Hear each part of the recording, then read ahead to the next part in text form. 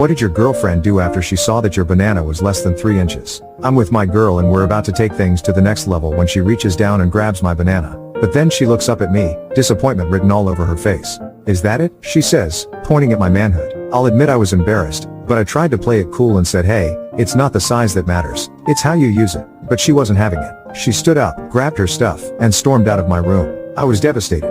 I thought she was different, but I guess she was just like all the other girls, only interested in guys with big bananas.